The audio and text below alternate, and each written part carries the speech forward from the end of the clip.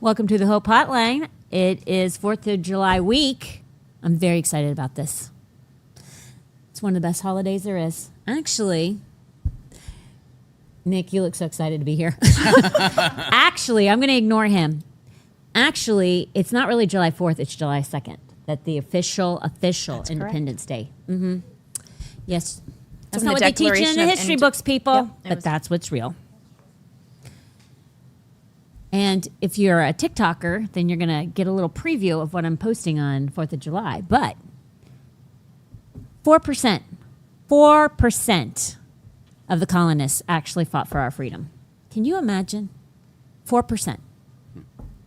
Isn't that crazy? It is. And the rest of them, nah. And you know what the crazy thing is? The 4% were the elite.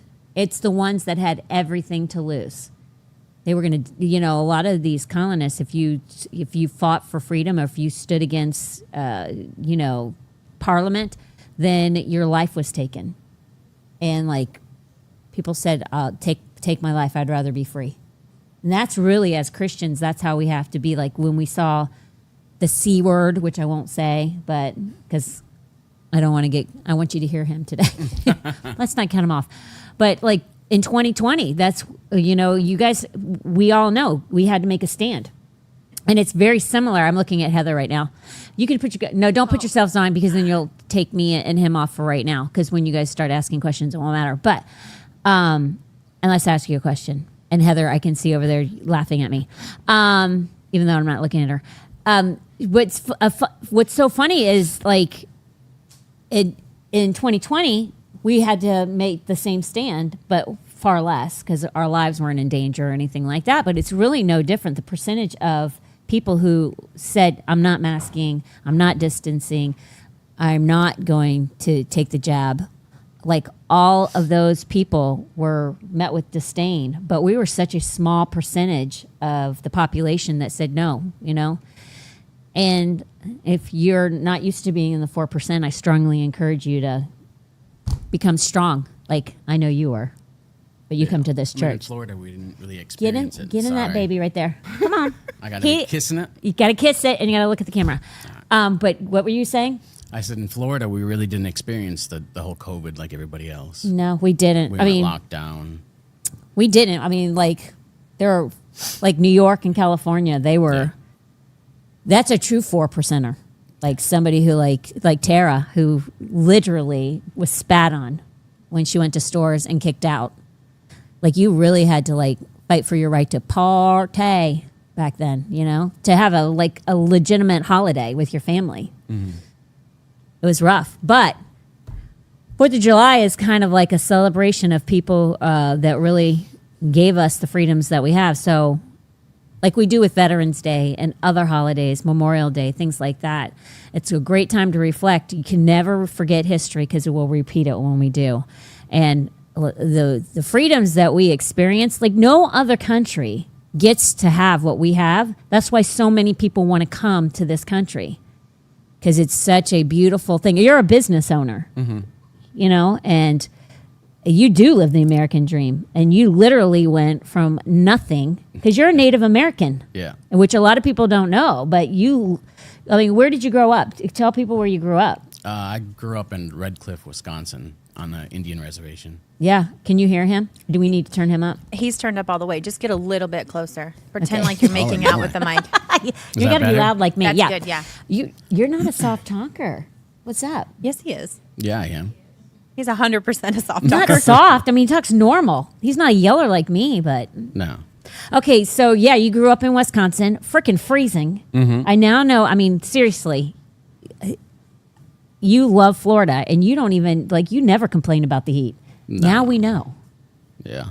Yeah. Heat's way better than the cold. Oh my gosh, I agree with you 100%. I would never want the cold. I mean, I'm a native Floridian, but I did live in D.C. for about 14 years, and that ain't real winter. So Not like Wisconsin. no, not like Wisconsin. But seriously, you went from native reservation to moving down here. How old were you when you moved down here? 24. 24. Oh my gosh, you were at Norma's age, a baby. Yeah. Holy moly. I didn't know you were that young. Yeah, we've been down here almost 22 years. So almost a native. Oh my gosh. You will have lived just shy. You'll have lived here as long as you've lived there. Just very shortly. Yep. That's wild. Okay, so just before we go into sharing and everything, we're going to let Heather do her talking. And then the girls, Vanessa and Taya, are over there. Hello. You can share the screen really quick. She We'll cut hates you off. sharing the screen. You guys got to like lean in now. That's all right. We're not going to lean in. Shut up, Heather. We have the normal. We don't have Tracy, which we told you because she's in Mass and she's like with her family, going to celebrate 4th of July there, and then she's going to be back on Tuesday. And Talia's birthday was on Monday, and we'll celebrate Talia's birthday because there's only one day this week, and I wanted to dedicate it really to Nicholas, Nick. We'll celebrate her birthday when Tracy gets back next week. But if you guys have questions, if you want to add it 2 cents, Heather will split the screen. But please do. If you guys, because we all know him. We all go to church with him. Okay, so you moved here when you were 22. Did you ever work in a mechanic shop up in Wisconsin? Or No, I just did my own work my whole life. So you worked on your cars your whole entire life? Yeah.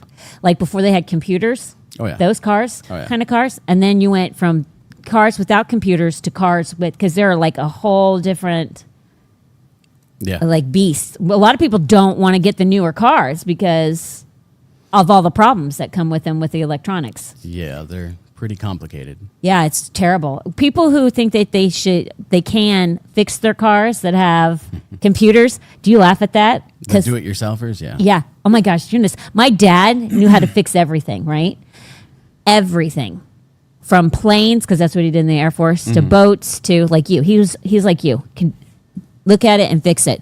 But my dad, as soon as they started putting chips in cars, he was like, nope, not doing it. I'll change my brakes. I'll change my oil. I will not do anything else. Because you can really screw up your car. Oh, yeah. And I'm sure you see that a lot. I do. What? Like, why would somebody do it themselves Is it a lot of times because it's so expensive to fix it when you're used to fixing something without a computer? Is it so much more expensive? It is a lot more expensive since the whole COVID.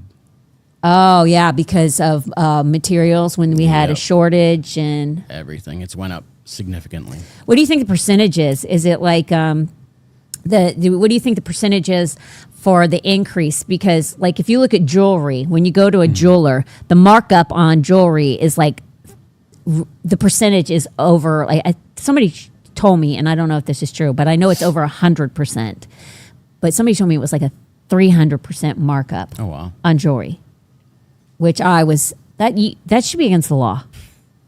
What do you think the markup is on like parts and things like that? I know everything's very different, but you were telling me even changing your oil. Like this is super interesting because a lot of times people think mechanics are not honest people, and that's true. They aren't. True for the most part. Yeah. Yeah, but there are honest mechanics. And like, when you told me this, I about died. Like how much more the increase was just for oil for changing people's cars. Yeah. And cars. Oil, just everything. Everything. Tires have doubled. I know I had to buy, I don't know how many last year because we kept slicing them, dicing them. Yeah. Like it's crazy how much they've gone up. So tires have doubled. What do you think the percentage on oil? If you buy a gallon of oil, not the cost of it, because every oil is different, but what do you think the markup is on that? Is it 15, 20, 30% higher than what it was before? I'd say probably 40%. 40%. And that goes to us. Like somebody's got to pay it. It ain't going to be you. Yeah. It makes it hard for somebody who has a garage, like a mom and pop, to stay open. But is. really, like you don't want to go to a dealership because you're a number. Whereas with a mom and pop, you're a person, like you're a relationship. Yeah. Yeah. And relationships are way better than a number. Yeah. And I think, I say this with restaurants. My husband loves to go to like chains. I prefer the mom and pops because usually they really do care about like what they give you and the quality they give you. And I think that that's true for most mom and pops. Like with people, I see you all the time, always trying to work with people. Yeah. You go to a dealership, they're not trying to work with you. No.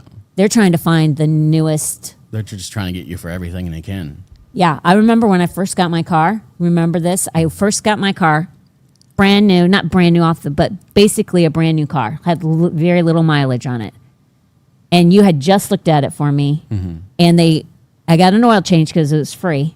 And then they tried to tell me I needed brakes, front and rear, and something else. And I said, no, Tires. and tires. And I was like, you always remember everything. And I was like, I'll have my mechanic look at it. And then I called you up and and you're like, no. Yeah. They're not honest.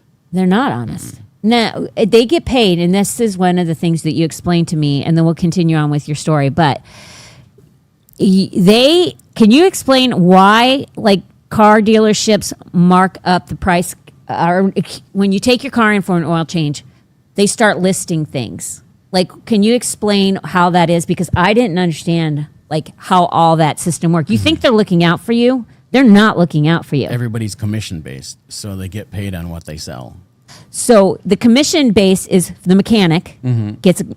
He gets a flat rate pay of say $15 an hour, and then if you sell $1,000 worth of work, you get 15% of it.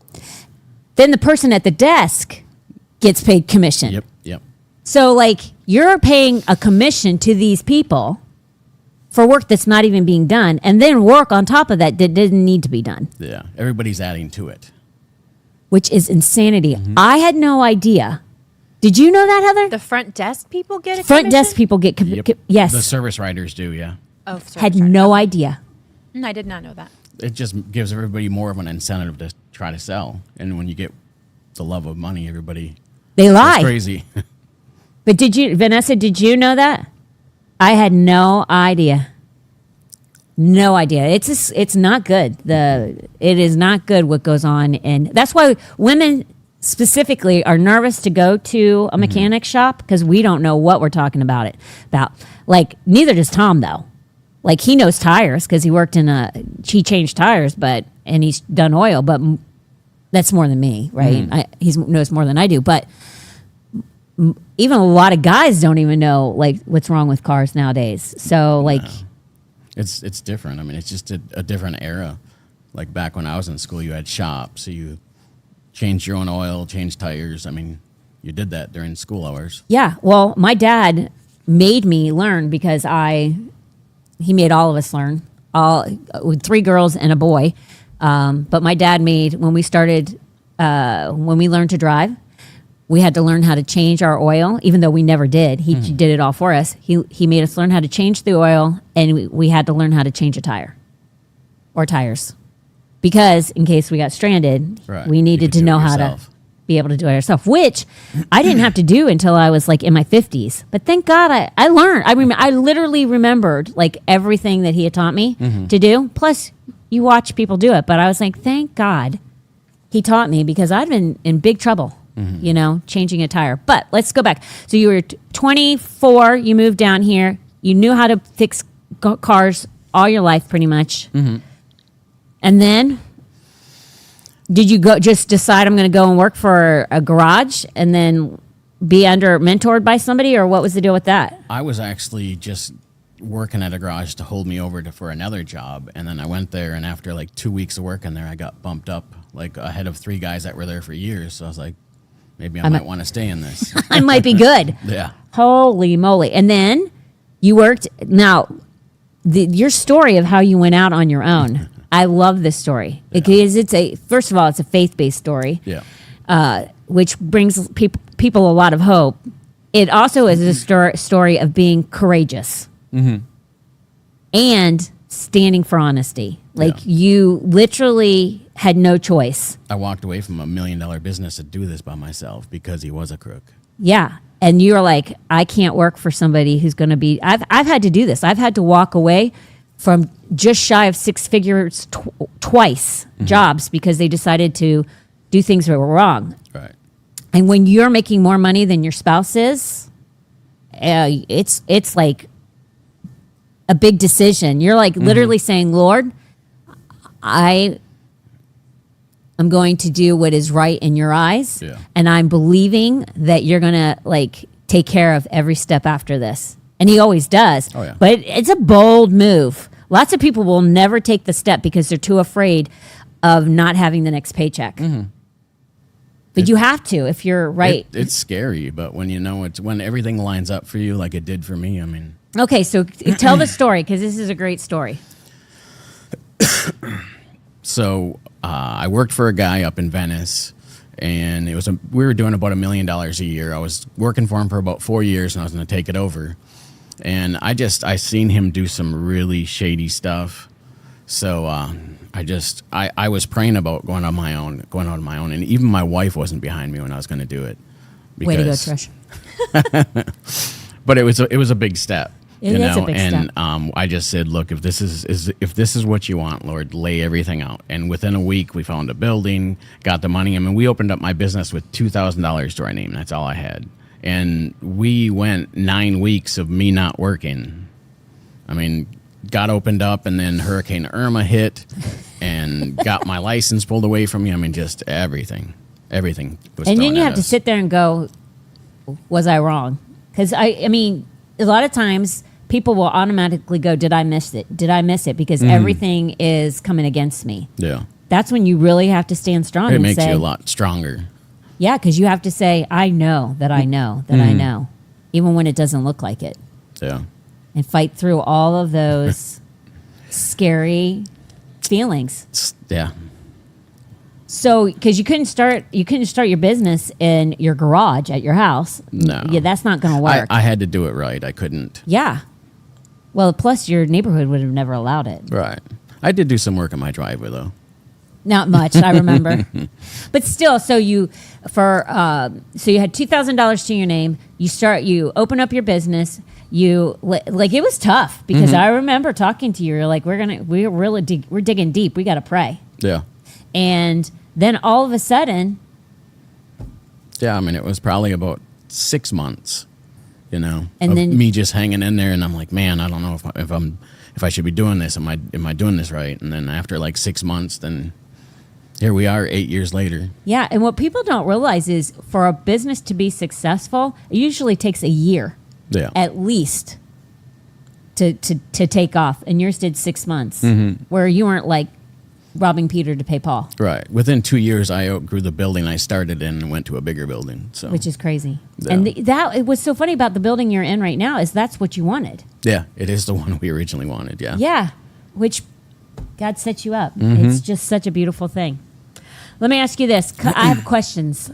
And girls, if you have any questions, let me know. Because every single one of us in this room, except for Kelly, I don't even know. But every one of us in this room, actually, you're our mechanic. So, I worked on her husband's car. oh, so you have worked on. My brother's a mechanic.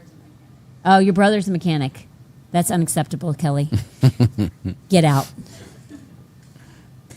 Just for this podcast. Okay. How has your faith shaped you and the way that you run your mechanics business? So how does that work? As long as you're honest and you have good integrity, it just all comes. I'm trying to think of the best way I can put it. Just with honesty and integrity, that's the best thing Yeah. you can do for any business. You have to have character. I will say with the faith-based business, what happens a lot of times is with stuff like that, which is very true of a church, because it's all Holy Spirit driven, even with a business. But I have seen times where people have needed a car, and you knew the Lord told you give them a car, Right. and you gave them a car. That's the difference between a faith-based business and just somebody that has a business. Yeah, yeah, Because actually, the Lord kind of guides your hand through the whole entire thing, and you have reaped mightily because of so many blessings. I've known people that aren't Christians that you've told me stories I just so happen to know, not because you're bragging. It just so happens that somehow I find out about it. But Right. people who aren't even saved, there's been like that. Wasn't it an older woman that just started crying because she couldn't pay for her work to be done? And you're like, that was the reason I left that shop. Yes, because we did $2,500 worth of work on it, and the car is worth like $1,000. So, and Can you believe that? she had cancer, and she needed the car to go to her appointments. And for $1,000 car, somebody charged $2,500 worth of work. The And car it wasn't even blew- worth it. And it blew up a week later. And she was talking about committing suicide in his office. And he didn't care. Nope. I mean, people are horrible. But there have been people literally that you've done work for that they might have been able to pay for it, but you felt like the Lord told you to do it, and you just did it for them. And Yep. then they end up crying because don't bring your car to him thinking you're going to get free work, because that's not going to happen. It is a thing where the Lord has to direct you. But at the same time, lots of people will never do those things because Right. it's all about the money. It's not about anything else other than that. And faith-based businesses are driven by what the Lord tells you to do, and with the character and integrity of, you are Jesus in that business. You are Christ-like. What challenges have you faced in keeping integrity in an industry where trust can be a big issue? I take a lot of pictures. And once you I don't want to say gain the trust of a customer, once they see the honesty in you, that all goes away. But taking pictures and showing them and walking them through the process of what I have to do to fix it and why it's bad. Yeah. And also saying to people, listen, I might not be the guy for the job, because you're Right. not willing to tell people just anything. Right. Like, this is a real problem. I can't make it go away. It is what it is, But, and also, you know what I love too, is it's not like you're a wheeler dealer either. I don't like wheeler dealers, because if you're wheeling and dealing to get somebody to do work with you, then that means that they have overhead that they could have actually dropped the price and did the work for that amount, but they were trying to get more out of you. And so what I mean by that is, you go into your shop and you say a brake job is $50. It doesn't cost $50, but for the sake of whatever. You say the brake job's $50. Yeah, I can't afford that. Well, I'll give you a discount. I'll do it for this price. Right. I'll do it for $30. Well, that means you had $20 sitting on the table the whole entire time that you could have done it for less. You're wheeling and dealing. With you don't wheel and deal. It's No. like, this is what it costs. I'm not trying to like make a killing off of you. This is what it costs, and this is the bottom line. That's what I love, because it is what it is. Let your yes be yes and your no be no. For anything more than this is from the evil one. So it's very honest from the very beginning. You do know what I'm saying? I think that's so important, and it leaves a lot of questions off for people. Like, what is he doing? Right. Does that make sense? Mm-hmm. I'm doing all the talking for you. That's good. That's good. How do you handle situations when a customer doesn't understand what needs fixing, but you know it's necessary? Like, explain that a little bit more. to Okay, me. so I was in your shop Oh, getting my I know what oil you're change talking done. Tell that. Because it's like, do you want me to tell the story? And Yeah, then yeah. You'll be better at it. Let me be the mechanic. I'm such a talker. Please no. Huh? I said, please no. You might not ever drive again. It's like me being somebody's doctor. They might never come out alive. Your car might never drive again. So here's the thing. I'm sitting in your shop. I'm in there a lot. Not because my car's like, I'm in there a lot because of the tires. Like last year I lived there. And then our black truck, because that thing had one problem after the other. But it's great ever since like we've replaced everything. Right. Well, that's the nature of that beast with that vehicle. I think if we would have known. That was a learning curve. Oh my gosh. Some vehicles, like this is the other thing that I love about you. If you want to know like what potential problems are with different vehicles, have a good mechanic. Because that's the reason I bought the car that I have. Because we had problems with other cars. And I'm like, I don't want a car with a problem. You said this brand never has a problem. I went and I've never had a problem. But other vehicles in certain ages, There's some problems out there there's for some sure. problems. If you buy a Ford F-250 2016, plan on it having problems because they had problems with that year. I think it was a range. Actually, 15 to 17 are one of the better ones. Yeah. It's just Tommy. That's all. No, it wasn't. I wish it was. It wasn't. Tom blew out the, remember the turbo? I mean, and that's what those things are known for. Their turbos going. That was like, but there's been other things like, well, except for Tommy. Tommy did put the wrong gas in twice. He did put gas in a diesel, yes. Yeah.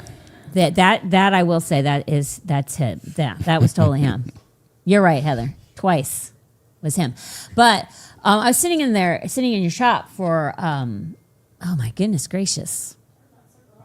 I can't. I was sitting in your shop and somebody called in and they didn't understand why something needed to be done a certain way. And you walked them through the whole entire thing and they still didn't get it. And you were like, listen, it's just the way it is.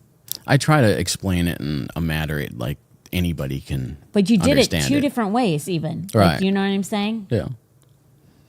Like you break it down for them so that they can clearly understand why it has to be done the way that it is. And I thought to myself, most mechanics don't do that. Right. They don't. They're like, well, that's just the problem or whatever. But you like literally took the time to.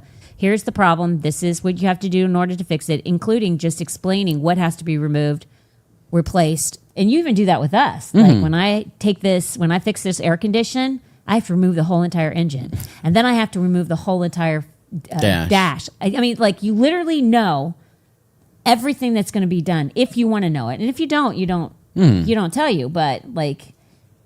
It's nice to know what a job entails, especially if it's not going to be cheap. Right.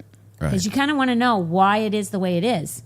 But I think that shows integrity and character as well, like taking the time to explain it. But has there ever been a moment when God clearly guided you in your work, maybe with a customer, employee, or a tough decision? Well, obviously, when I first opened it up, he was definitely there guiding us through it. I've had a couple of customers where it was definitely God directing them towards me because they needed it. they thought they had a simple problem, and it wasn't a simple problem. Yeah. So definitely. Yeah. What about employees? Have you ever known like it's time to get rid of this person? It's time to. Yeah. Is that hard to do? No.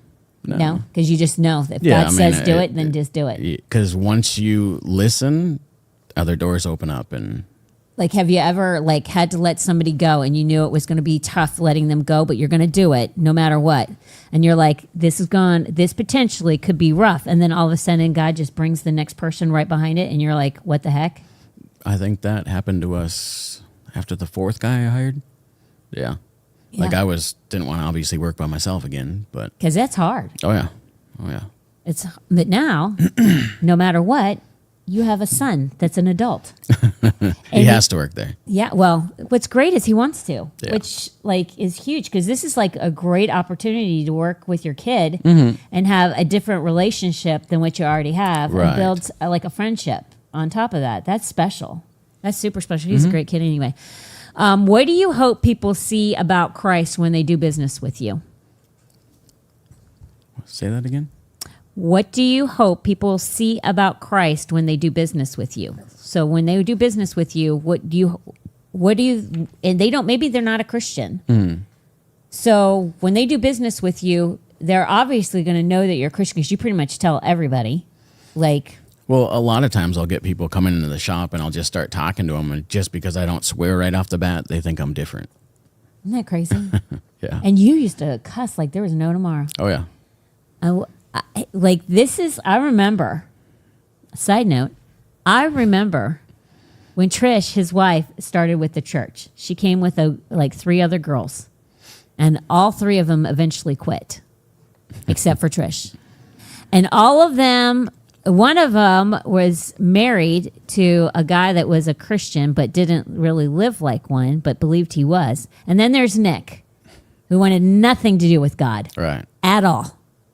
You wanted nothing to do with the church. You didn't really like Tom. I wouldn't say I didn't like him. He wasn't your cup of tea. Yes. Yeah. And then I said to Heather, I said to Trish, I was like, well, let's just go to dinner. So then he'll see we're like normal people, like Christians are normal people. And you did. You literally went to dinner with me and Tom. Mm-hmm. And I think it was right after that, or shortly right after that, you started coming to church. Right. It wasn't because you ate dinner with us. It's just because, like, I think God was tearing you down and, like, making you not so, like, dogmatic about. Mm-hmm. But I remember telling Trish and her girlfriend, because they came over to my house and the kids were playing in the pool, and they were talking about their husbands. And I said to Trish, I said, your husband will be saved way sooner than the other girls. And it actually happened like that. Because you knew who you were. This other guy didn't think he needed to get saved. He thought he had already arrived. Right. You already were like, no. I knew where I was. Yeah. And when somebody knows that they're not saved, they know they need to be saved. When somebody already believes they are, I mean, they're living like a hellion, they don't think that they need to be saved. They're already there. So, but that's that story. And then you started coming and like. What really did it for me is like, after the dinner, we started coming to church. That's when I first hurt my back. And then, I first hurt my back, and Pastor Tom brought me to, what's the name of that chiropractor? Johnson? Jeremiah Joseph. Yeah. Dr. Jeremiah Joseph. Yep. Brought me there, and I got looked at, and they're like, yeah, we can help you. It's going to be $2,000, and I couldn't afford it. And then the next week he called back, and he's like, it's taken care of. And that's what I was like, wow, if he's going to do this for me, like, I got to see why. Yeah. So. That was powerful. Sometimes, like, you weren't really there for us to lay hands on you. No. You would have been like, but there are just different ways that you can reach people. Mm-hmm. And that just always stuck out to me because you guys didn't know me. I mean, you knew me for like 2 weeks. Yeah, but it's like when you fix somebody's car. Right. I see it now. Yeah. Yes, I see it now. But when you fix somebody's car and you know, and the Holy Spirit says, do this and do it this way, you just sit there and go, I'll be flat out honest with you. I in no way thought that might win you to the Lord. But you're just obedient, and then God takes care of the rest. But isn't that crazy how... That's the thing that sticks out in my mind the most. Isn't that crazy? It's amazing how seeds are planted and then they come back. Yeah. They're never how you think they will be. No. It's an amazing thing. But I just knew so badly how Trish wanted her whole entire family to come to church. And she so badly wanted you to be saved. And then I use you as an example because you were so dogmatic. I mean, I remember going to a birthday party and you're like, yeah, not for me. Yeah. Like literally said straight to our face, not for me. And like 6 months later, maybe a little longer, but not much. Yeah, she went for almost a year before I went. So it took a while. Yeah, but God just whittled your. He broke me down pretty quick. Yeah, whittled you down. It's amazing. What are some red flags? Now, what I want people to know is like one of the things is I want people to know what to look for. If you don't live in the state, because we have people who don't live in this area, but then also people do have mechanics. Like Kelly's lucky; her brother's her mechanic. Okay. But a lot of people don't have a brother that's a mechanic. They don't go to you. They don't know what to look for, and they might need to. Okay? So what I wanted to shift to is to get people to understand what they need to find out if they go to a mechanic to know if the person's shady or not. Like me saying that the car dealership, how they, a lot of people don't think car dealerships are shady. Like they're very, and like knowing that a commission-based mechanic is looking at your car, and then the service desk person's commission-based that's telling you and reading you the report from the mechanic, you might want to know that. Right. A lot of people don't. So these are some questions. This girls, you guys want to say anything over there? You're awfully quiet. Oh, great. I have something to say. Yeah. Thank you, Vanessa. Put Vanessa on. God bless you. I almost teared up listening to that story about. You cry easy though. No, I know, but that's just so kind. Like for you and Pastor Tom to like show up for Nick in that moment, like it just reminds me it's kindness that draws us unto salvation, right? And yeah. God used your kindness to like bring him to the Lord, and it's just like it makes me like tear up. Even like I've never heard that story, and I didn't know that was your story. And so when I was hearing it, it just literally, that's what dropped into my spirit. Like it was God's kindness that drew you in. So powerful. Yeah, it is powerful. Yeah. I say a lot of people don't know. Like a lot of people think they know who people are. Do you know what I'm saying? Like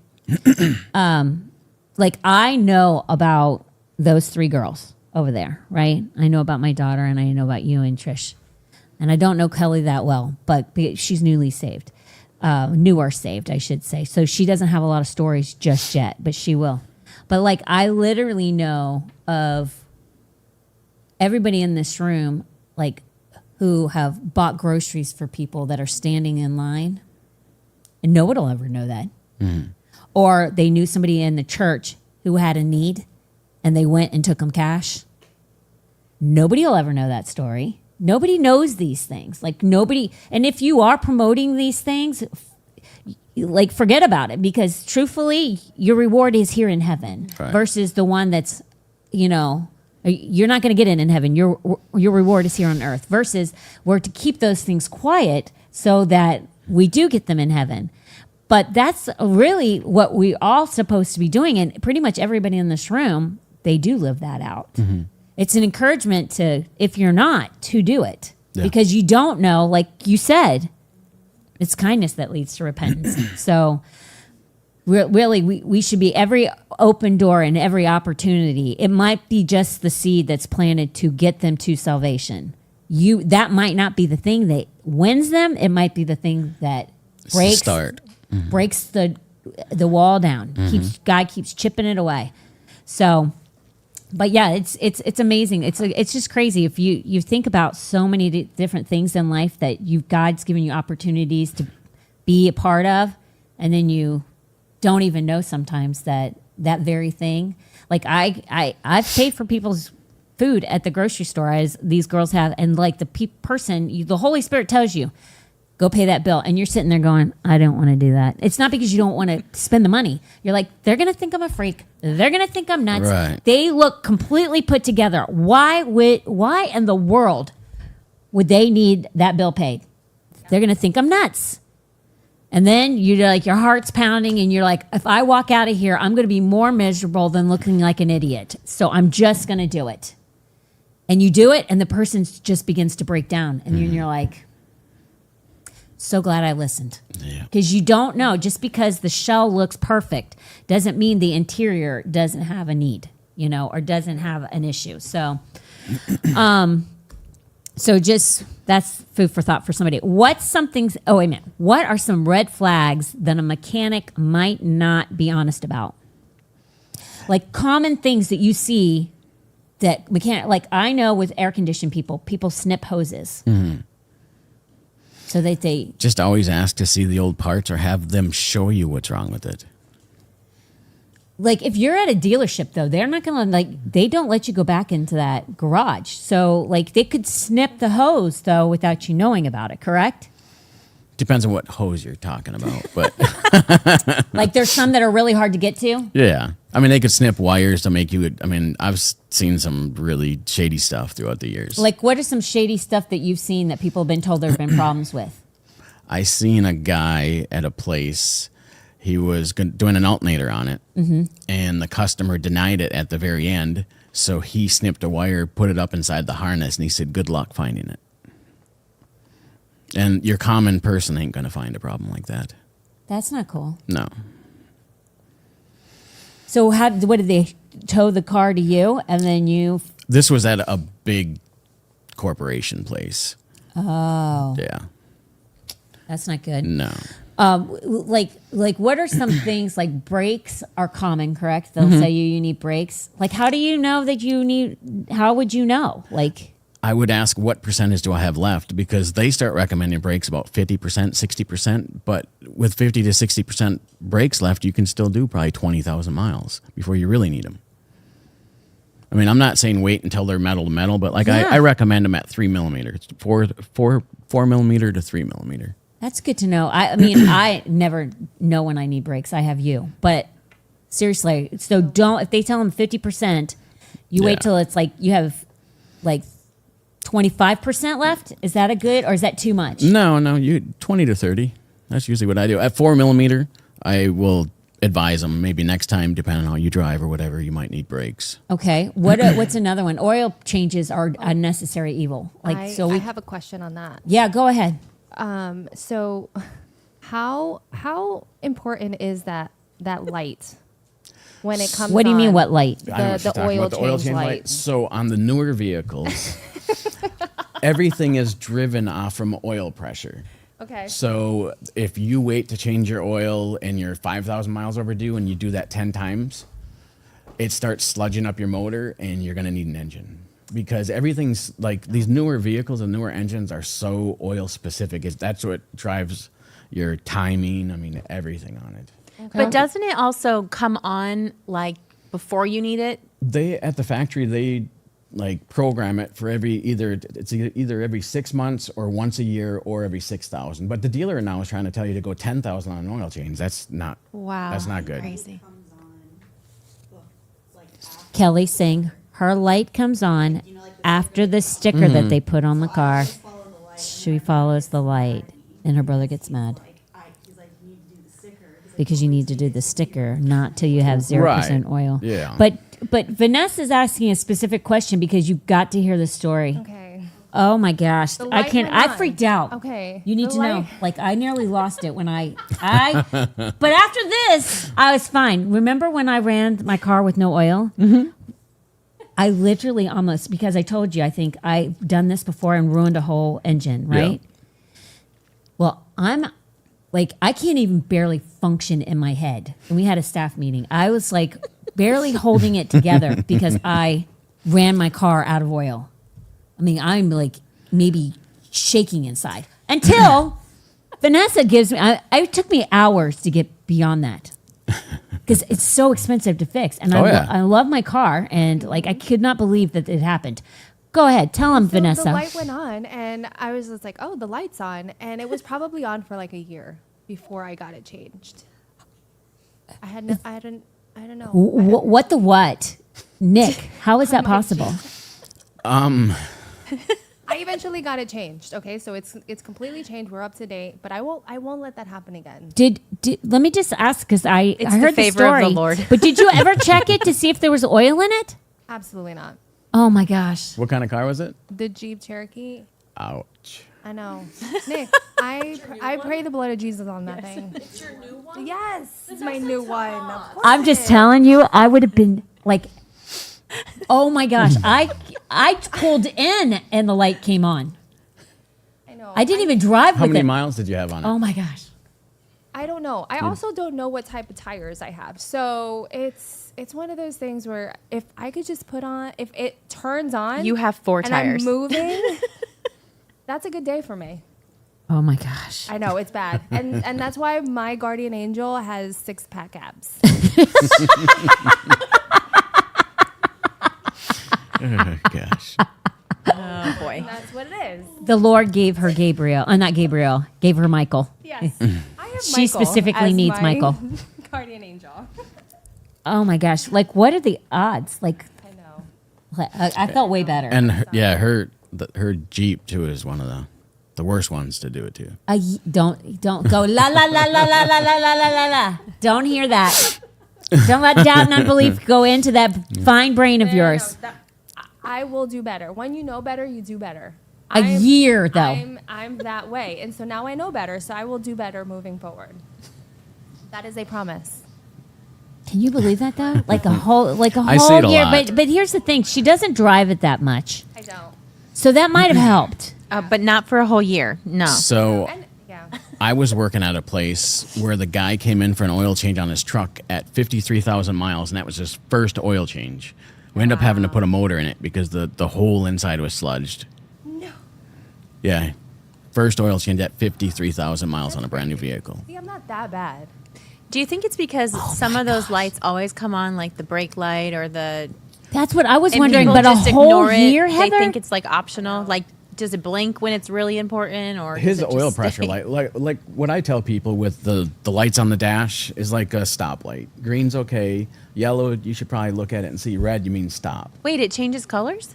Yeah, Well, they different can. ones have different yeah. colors. Yeah. So think of it like a stoplight. Yeah, So like each, I only see like orange. each light has a different Maybe it's color. red. Yeah.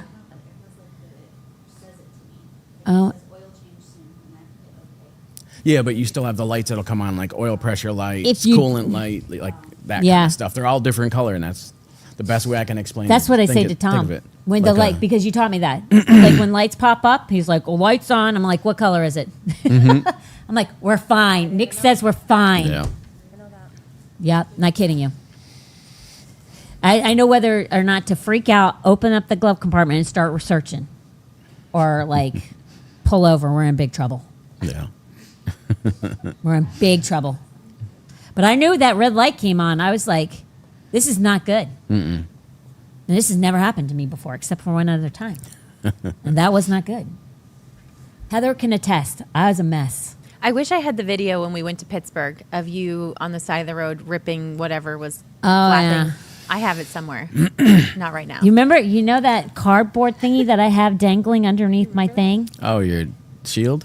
That my shield? But we were on our way to down 75, headed to the airport. And then all of a sudden,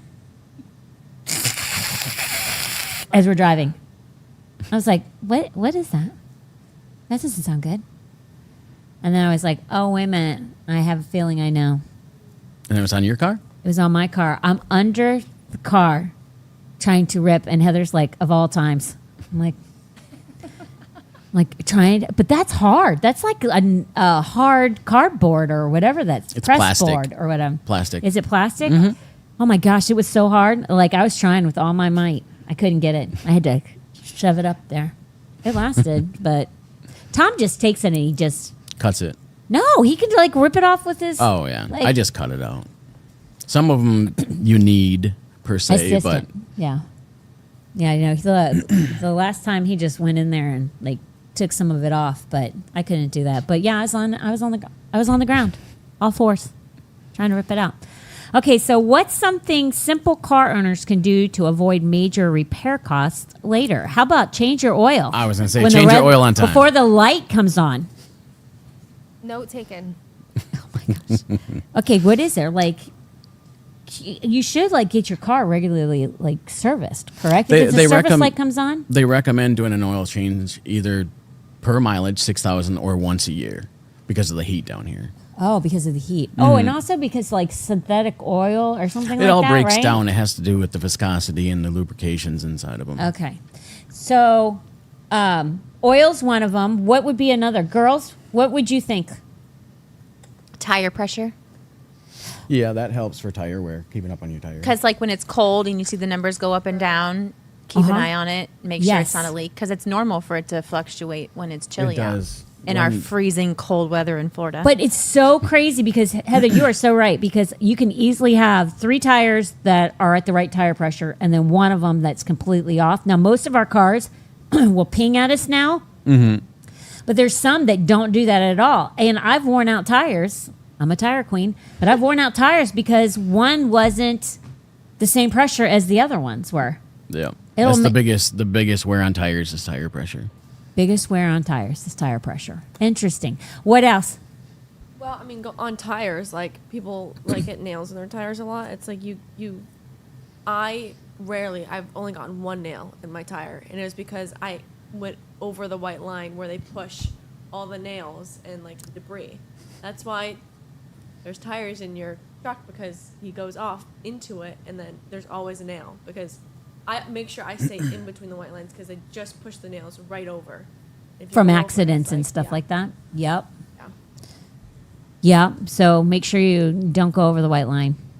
Or they're going to get tired. But right now, because I said to you, I'm like, why do I keep getting all these nails? And one of the nails went right through to the other side of my tire. You're like, that's crazy. But I was like, what's up with all the nails? Like, I was so, like, I've never had so many nails in my tires ever. I don't have And you another know it. customer with that many either. Yeah, thank you.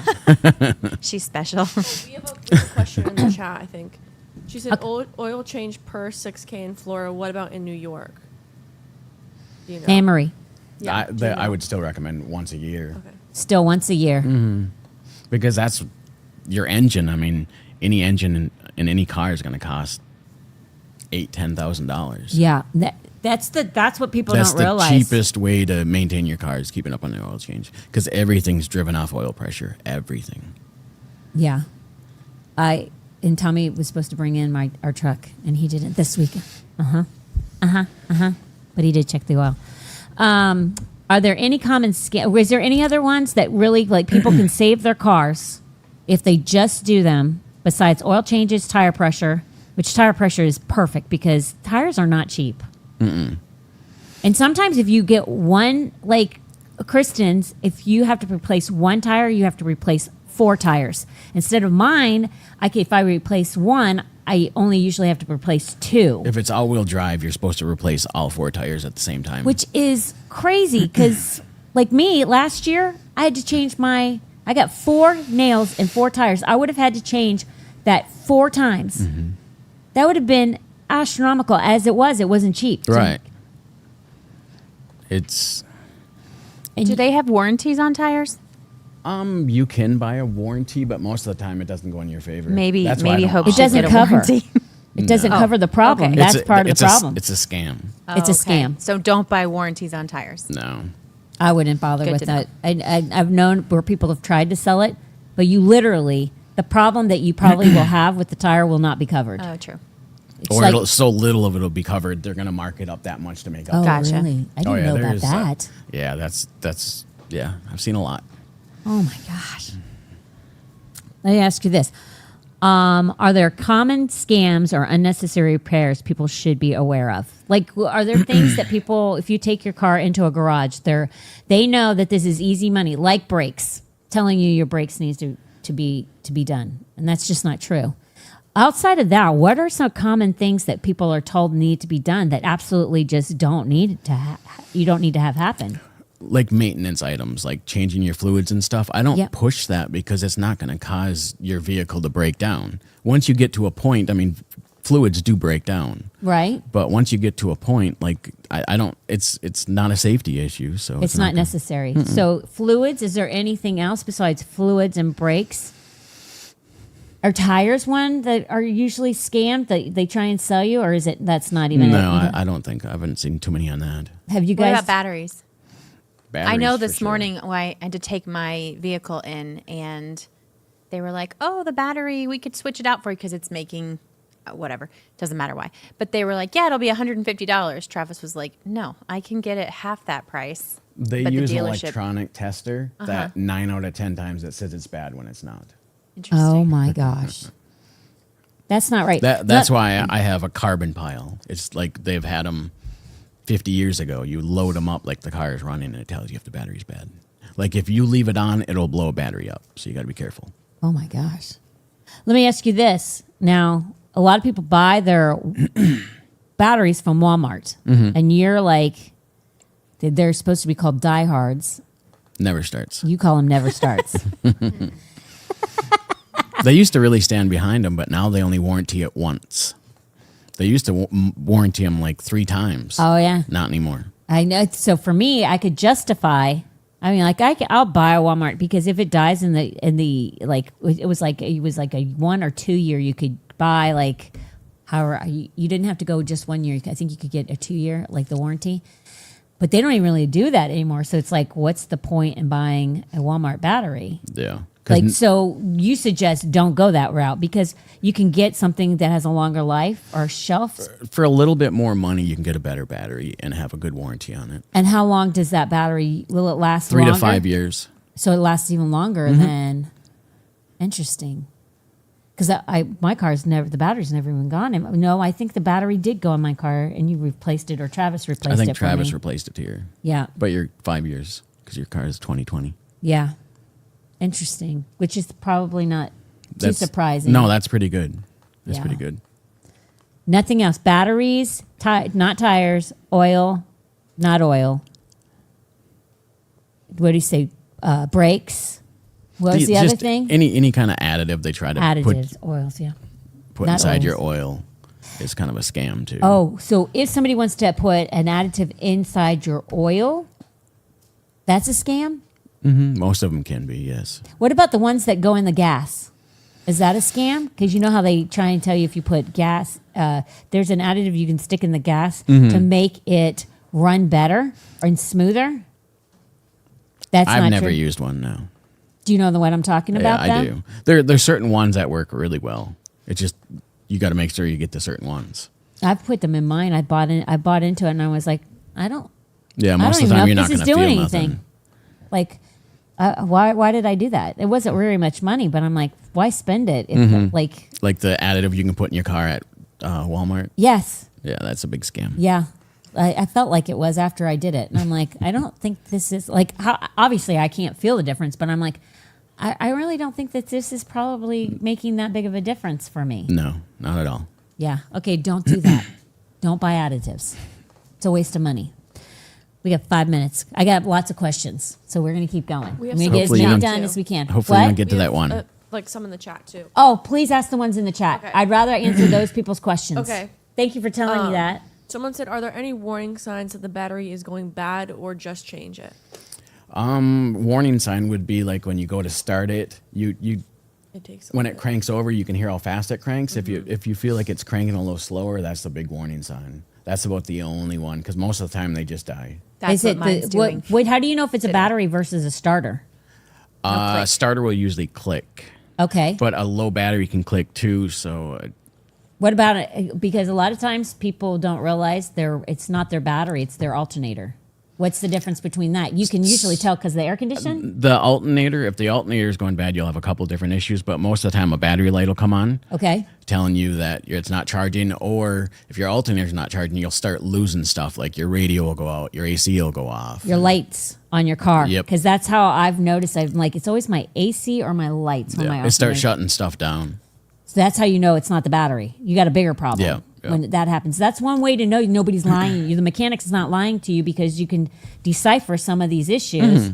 Because that's the alternators aren't cheap either. I don't want to No. replace an alternator when I could replace a battery. So they We make don't know those alternators 200 amps now. And So what does that mean? So back in like the 70s, all the alternators were 30 amps. The alternators now are 200 amps. So the alternator costs $600. Oh my gosh. because Does it they run last? all the electronics. Oh my gosh, because of all the chips and stuff in the computers. So do they last as long or longer or not? No, not as long. Oh my gosh. That's special. That's really nice. Mm-hmm. What about it? What's another question? Okay, well, this kind of isn't a question, but Tom said, tell Nick to tell what my tranny fluid looked like. Did you just change his fluid or something? Who? Tom Bayless. Oh, yeah. I put a transmission in this truck, and it looked like engine oil. It was Black? bad. Yeah, it was black, and stunk big time. What color is it supposed to be? Red. It's supposed to be red, and his was black. His was like black like this. I saved it. I mean, it's Did you save his transmission? no. I saved the fluid to to show show him. him. Yeah, because it's the worst I've ever seen in my life. Holy moly! Like what the heck? Fluid breaks down over time. Yeah, It but how does. did his get to be that black? He Waited a year. well he I love you, Vanessa. That's flipping funny. he said that he brought it into a dealer to get it done, but we're not sure. Oh, so they might have pretended they did it and they really didn't do it. Mm-hmm. Oh, that's not good. Could that have been the reason why his Oh, yeah. transmission went? Oh yeah, And he has no proof. no. That stinks. Never go to anybody else. Okay, what else? I think that was it. Oh, okay. We got 2 minutes. I'm going to ask another question. Let me look. While you're looking, look how awesome Nick's shirt is. Oh, yeah. Well, Go ahead. Show 'em. It's perfect. You want me to sit back a little Yeah, bit? stand up a little if you can. Good old Biden. Happy Easter. I love it. That is the best. Had to show that. That's the best. Okay. What is the weirdest thing you've ever found in a car? PG. I have to ask. I can't. No, not PG. I can't. I'm not going to say it's an adult toy. Okay. Oh, no. You have Okay, lots of little totally ears understand. in here today. What's a car repair myth that drives you crazy? Like people believe that if they do this, like the putting the like the Additive the inside of additive, it. thank you. That's probably the biggest one that drives me crazy. Is the additive you can put in your gas at the gas station for better fuel mileage. It didn't work. No, Just so you know, I'm pretty sure it didn't work. no, it didn't. It didn't make my car run better either. I'm pretty sure, but I wouldn't know.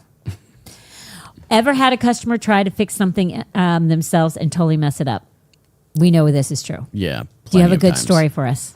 I want to hear it really, because I think there was one when I was sitting in your office. It was an older gentleman. Mm-hmm. Do you know which story I'm telling? I don't. He kept trying to fix his car, and then he kept trying to say that he didn't break it. Oh yeah, that it was my fault. Did he say it was your fault? Yeah, he was trying to blame me, and I didn't even work on it. I was just trying to fix it.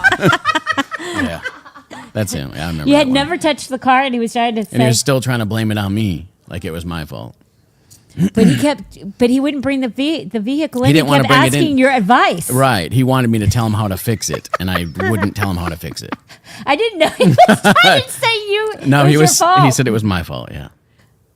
Oh my gosh! But that was the funny thing is he wanted to fix it, but he kept asking you how to fix it, and you're like, dude, just bring it in. Because he brought it to me, and he wanted me to tell him how to fix it, and I didn't tell him, so that's why it was my fault. That makes complete sense. I'm just sitting there I'm listening to the guy and I'm like, you can't make this stuff up. Like this guy literally is asking him how to fix his car.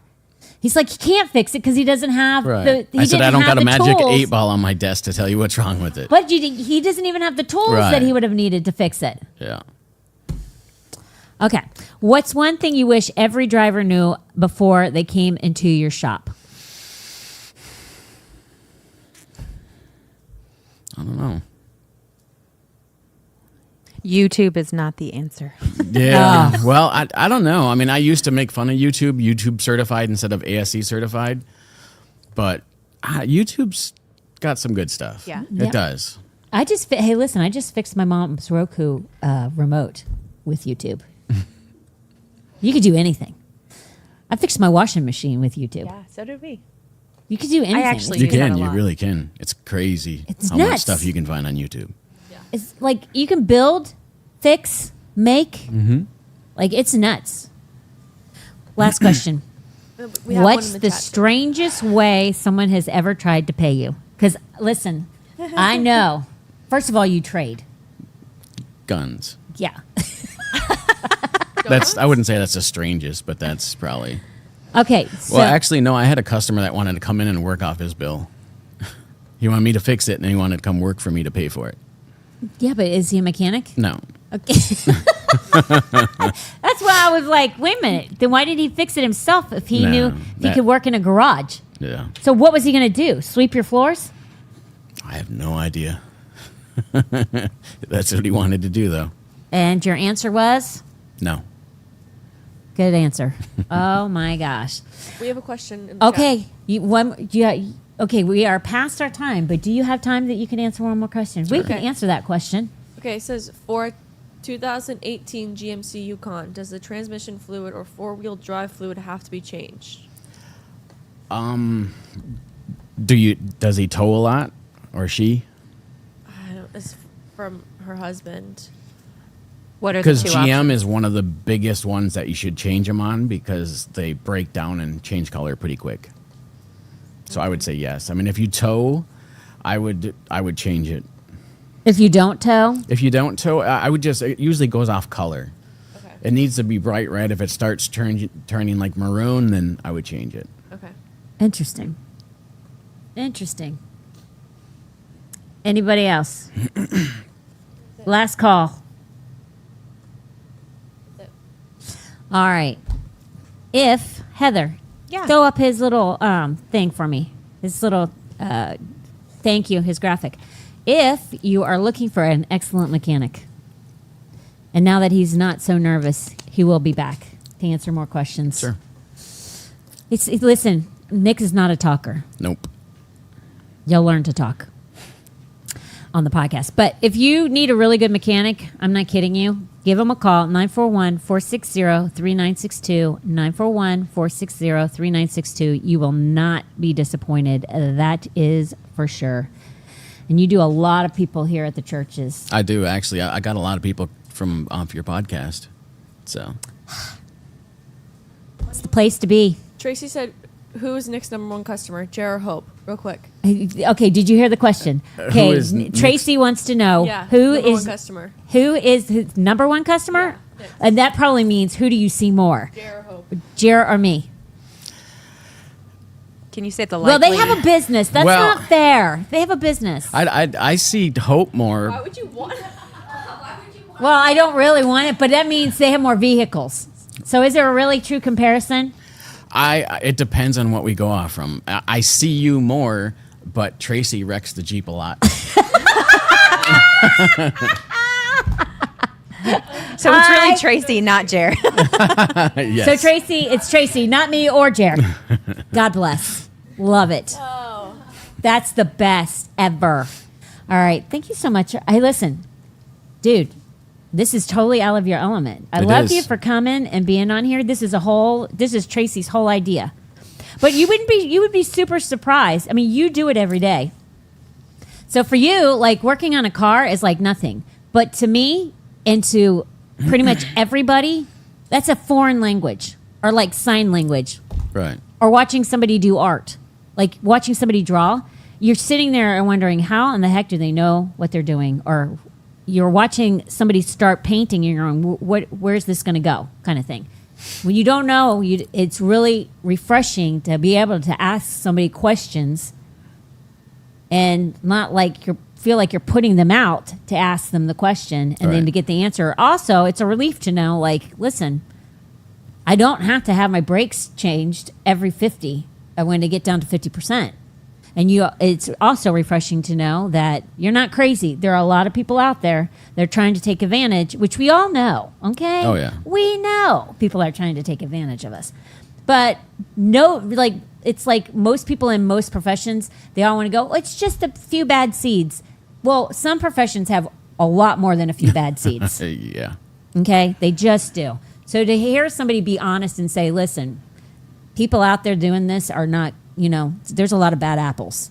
It's nice to know. I'm not crazy. Like, there are bad apples out there. And yeah. it's great to know is there are a lot of good ones. So, right here.